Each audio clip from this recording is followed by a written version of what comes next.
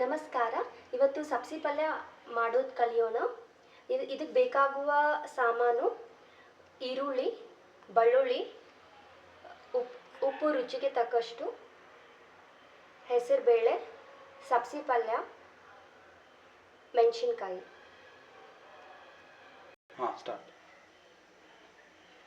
ಒಂದು ಬುಟ್ಟಿನಾಗ ಸಾಸಿವೆ, ಜೀರಿಗೆ, ಆಮೇಲೆ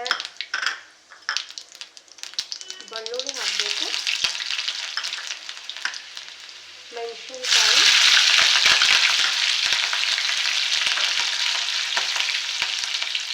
ಉಳ್ಳಾಗಡ್ಡಿ,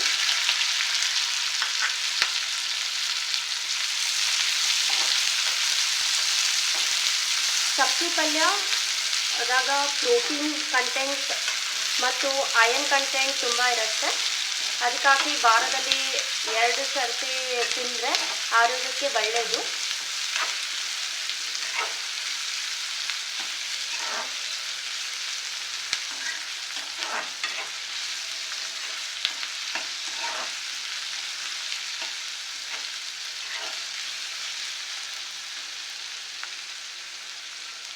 ಈಗ ಸ್ವಲ್ಪ ಅರಿಶಿನ ಹಾಕೋಬೇಕು.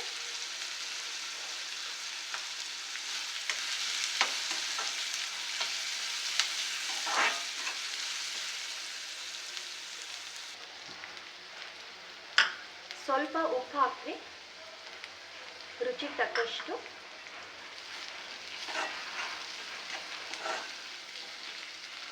ಈಗ ಉಳ್ಳಾಗಡ್ಡಿ ಚಲೋ ತಾಳಿಸ್ಕೋಬೇಕು.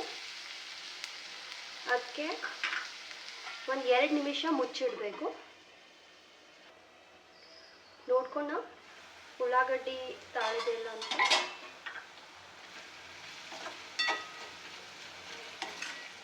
ಸ್ವಲ್ಪ ಕೆಂಪಾಗಬೇಕು ಉಳ್ಳಾಗಡ್ಡಿ.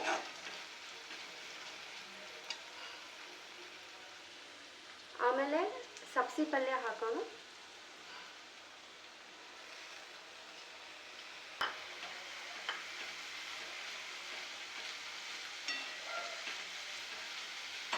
ಉಳ್ಳಾಗಡ್ಡಿ ಆಪ್ಷನಲ್ಲ, ಕೆಲವರಿಗೆ ಇಷ್ಟ ಆಗುತ್ತೋ.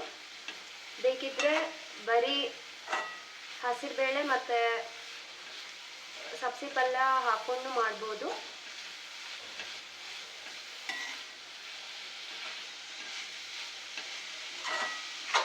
ಮತ್ತು ಒಂದು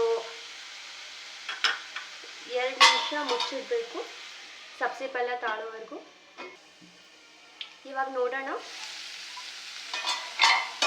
ಸಬ್ಸಿ ಪಲ್ಯ ಚಲೋ ತಾಳೋದು ಅನ್ನಿಸ್ತದೆ. ಈಗ ಹೆಸರುಬೇಳೆ ಹಾಕ್ತಿದ್ದೀನಿ. ಚಲೋ ಕಲಿಸ್ಕೊಡಿ. ಸಬ್ಸಿ ಪಲ್ಯ ಸಿದ್ಧವಾಗಿದೆ. ಇದು ಚಪಾತಿ ಅಥವಾ ರೊಟ್ಟಿ ಅಥವಾ ಭಕ್ರಿ ಜೊತೆ ಚೆನ್ನಾಗಿರುತ್ತೆ. ಧನ್ಯವಾದಗಳು ವಿಡಿಯೋ ನೋಡಿದ್ದಕ್ಕೆ.